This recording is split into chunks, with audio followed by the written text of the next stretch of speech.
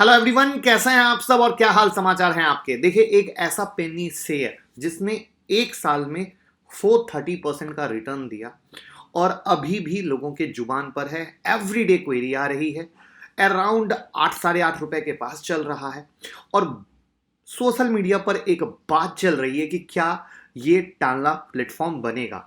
कुछ लोग तो दावे के साथ कह रहे हैं कि ये टालना प्लेटफॉर्म बनेगा। तो आपकी जो क्वेरी है वो है 3i इन्फोटेक के बारे में कि वीडियो बनाएं और क्या ये टालना प्लेटफॉर्म बनेगा। तो वीडियो शुरू करने से पहले मैं आपसे पूछना चाहता हूं कि किन किन को लगता है कि ये टालना प्लेटफॉर्म बनने वाला है, उसकी तरह रिटर्न देके बड़े पैमाने पर कुछ बिग करने वाला है। कमेंट बॉक्स में आप बताएं, जिससे परमानेंट प्रूफ रह जाएगा कमेंट में और फ्यूचर में आप खुद को सही और गलत के हिसाब से जज कर पाएंगे। तो मेरी उम्मीद है कि आप सब लोग बिंदास कमेंट करेंगे। तो चलिए फटाफट पहले कंपनी की हिस्ट्री को जान लेते हैं। उससे पहले मैं मुकुल अग्रवाल आपका आप ही के यूट्यूब चैनल में स्वागत करता हूं। जो भी नए लोग चैनल को सब्सक्राइब करें। रात के 8:30 बजे का शो कभी मिस ना करना, जहां देते हैं 2 से 3 ट्रेड और पैसा बनता है। और साथ में स्टॉक मार्केट की किसी भी ब्रेकिंग न्यूज के लिए ट्विटर और टेलीग्राम से जुड़ जाएं, जिससे सारी ब्रेकिंग न्यूज आपको मिलते रहे। 60,000 से ज्यादा लोग फायदा ले रहे हैं, आप भी जुड़े, आपको फायदा मिलेगा।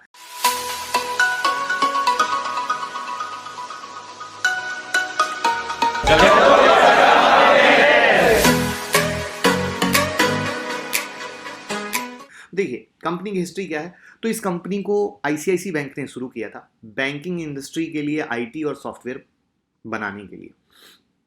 बाद में आईसीआईसी बैंक ने एग्जिट कर लिया, लेकिन अभी भी काफ़ी बैंक की इसमें पोजीशन है।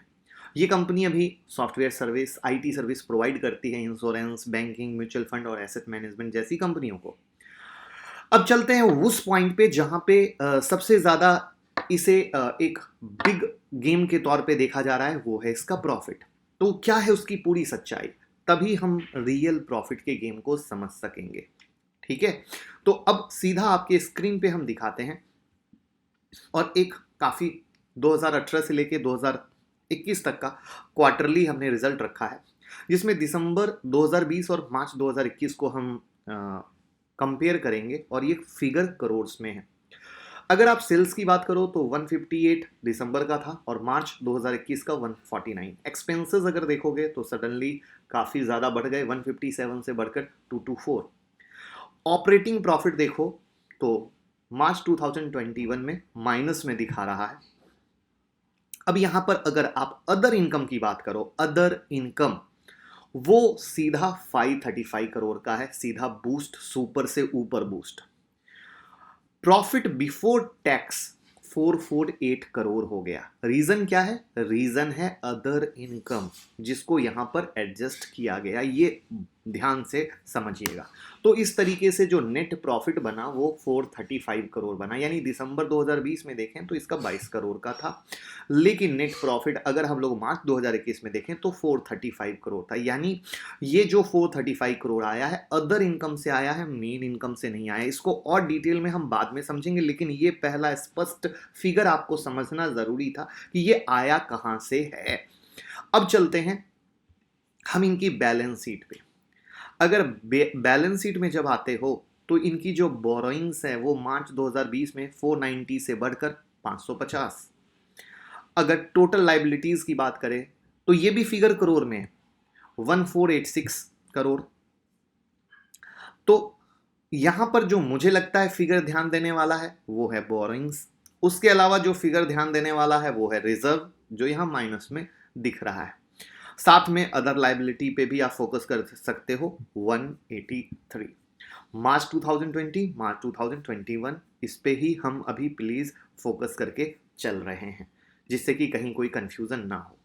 तो अब फाइनेंशियल को देखने के बाद, यानी जिसे अदर इनकम कह लीजिए, एक्सेप्शनल इनकम कह लीजिए, इसकी वजह से यहां पर सारा गेम बदला है। लेकिन मेरा एक सवाल है आपसे, क्या जब भी आप बहुत सारी कंपनियों के रिजल्ट आते हो, क्या हर कंपनी के क्वार्टरली जब भी रिजल्ट आते हैं तो क्या हर कंपनी में अदर इनकम ऑलवेज ऐड होती है?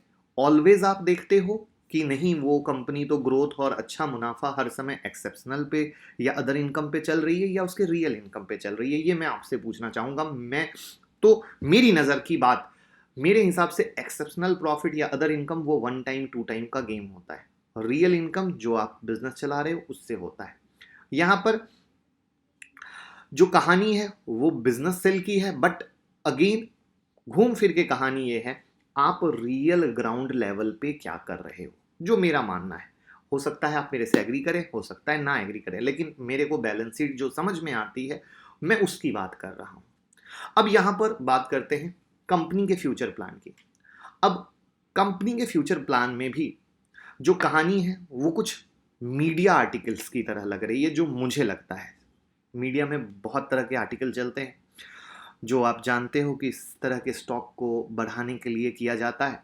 तो वो जो लिखने की कला थी या जो वहाँ पे कंटेंट सोर्स डाले जाते हैं वो कहीं ना कहीं एक मुझे नॉट सेटिस्फाइड लगे। बट कहानी क्या है ये जान लेते हैं कि कंपनी का कहना है कि उनका एम है 2030 तक $1 बिलियन रेवेन्यू जनरेट करना। वो कैसे? तो अपने क्लाइंट के लिए product, platform, services, leverage technology like 5G, edge computing, artificial intelligence, machine learning, the data science, analytic, blockchain सब क्रिएट कर लेंगे ये।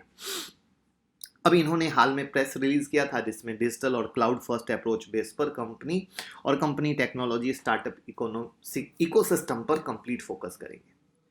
अब यहाँ पर जैसा कि जनवरी में इस कंपनी ने एक एग्रीमेंट साइन किया था और वो अपना सॉफ्टवेयर प्रोडक्ट बिजनेस को टोटल 1,000 करोड़ रुपए के बेचने को रेडी है। ये जनवरी की बात है और उनका ये बिजनेस न्यूली फॉर्म्ड कंपनी एजेंसियो software wholly owned by Apex fund के द्वारा एक्वायर किया गया है। यहाँ पर जो इनका 38% इनकम आता है ना वो सॉफ्टवेयर बिजनेस से आता है और 62% जो इनकम आता है, रेवेन्यू जो आता है वो सर्विसेज से आता है। अब यहाँ पर इनके एसओए की भी न्यूज़ है, scheme of arrangement with share holder, SOA, जहाँ पे कैपिटल रिस्ट्रक्चरिंग होगी। वो न्यूज़ आगे और जब आएगी तब उसके बारे में डिस्कस करेंगे, जहाँ पे आपके शेयर किस तरीके से एडजस्ट होंगे। एग्जाम्पल के लिए आपके पास 10 शेयर हैं तो वो 10 शेयर घट के आपको क्या मिलेंगे या बढ़ के क्या मिलेंगे, वो सब उसके बारे में हम बात करेंगे। बट अभी उसके बारे में हम बात नहीं करेंगे। अब हम सीधा करते हैं, चार्ट देखते देखते कुछ चीज़ों को हम समझने की कोशिश करते हैं जिससे हमारा प्रॉस्पेक्ट और भी साफ सुथरा हो जाए। अब आपके सामने चार्ट है, 9 रुपए पे चल रहा है। अब मैं एक बड़ी प्यारी सी चीज बोलूंगा, इसके रिजल्ट आए, इनकम दिखा, तो आप और हम क्या हैं? रिटेल वाले। लेकिन जो बड़े प्लेयर हैं, क्या कभी ऐसा देखा है कि रियल ग्राउंड लेवल पे जब इनकम दिखती है तो वो स्टॉक घोड़ा की तरह दौड़ना शुरू करता है या नहीं करता है?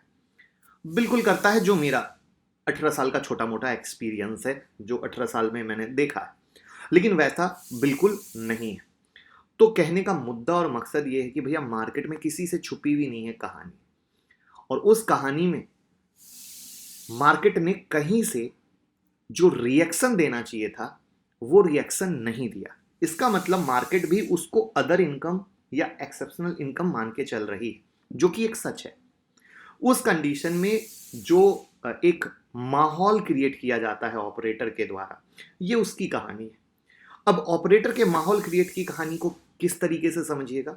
ऑपरेटर, अगर आप लोग कभी भी पंप और डंप में फंसे हो तो आप लोग बेहतर समझेंगे कि ऑपरेटर चाहे तो इस 9 रुपए के शेयर को 900 रुपए का शेयर भी कर सकता है, जो कि आप चार्ट में देख ही रहे हैं किस तरीके से अपर सर्किट लगते हुए स्टॉक गया था, किस तरीके से ये स्टॉक की मूवमेंट है। और ऐसी स्टॉक की मूवमेंट चीख चीख के साफ साफ बोलती है मैं ऑपरेटर इसके अंदर एक्टिव हूं, वरना इस तरीके से ये चले ही ना। तो ऑपरेटर इसको 900 भी कर सकता है। तो कल के डेट में आप कहेंगे अरे अग्रवाल जी के कारण मैंने 3i इन्फोटेक नहीं लिया। यहाँ पे दो कहानी है। पहली कहानी, आप 3i इन्फोटेक को अगर लेना चाहते हैं तो इसको 4 रुपए के 4.5 रुपए में ही मैंने आप लोगों को दिलवाया था। पहले तो मैं आपको यहाँ क्लियर कर दूं। लेकिन जैसा कि इसके रीस्ट्रक्चर का प्लान है, वहां पर किस तरीके से 10 के सामने में शायद कुछ एक शेयर मिलने वाले हैं, वो सब कहीं ना कहीं एक गेम होने वाला है। क्या होगा वो वक्त बताएगा, किस तरीके से होगा वक्त बताएगा। बट ओवरऑल कहानी ये है मेरे दोस्त कि यहाँ पर अगर आप इन्वेस्ट करते हैं, यहाँ पर आप चीज़ें करते हैं, तो उतना ही कीजिए जितना पैसा डूब जाए तो आपको तकलीफ ना हो। क्योंकि पेनी स्टॉक में कभी भी जब हम इन्वेस्ट करते हैं तो एक ही कहानी होती है और एक ही सोच होती है, बस उतना लेना जितना डूब जाए तो तकलीफ ना हो। तो ज़्यादा बेहतर एक उम्मीद और चांसेस बनते हैं। लेकिन अगर हम सिर्फ ये सोचें ये टालना बन जाएगा या इस तरीके से गेम है और हम अपने पूरी मेहनत की पूरी कमाई यहाँ पे लगा दें, वो बहुत गलत हो जाएगा मेरे दोस्त, वो बहुत गलत हो जाएगा। तो ये मेरा ओपिनियन था। मैंने अपना ओपिनियन बहुत साफ स्पष्ट क्लियर कर दिया कि किस तरीके से 3i इन्फोटेक में प्रॉफिट किस तरीके से दिखा है, किस तरीके से इनका एसओए का है, किस तरीके से कहानी है। तो और भी आगे मैं अपडेट लाता रहूँगा। वीडियो पसंद आई हो, आपका क्या पॉइंट ऑफ व्यू है कमेंट बॉक्स में ज़रूर बताइएगा और लोगों के साथ शेयर कर दीजिएगा। Thank you so much.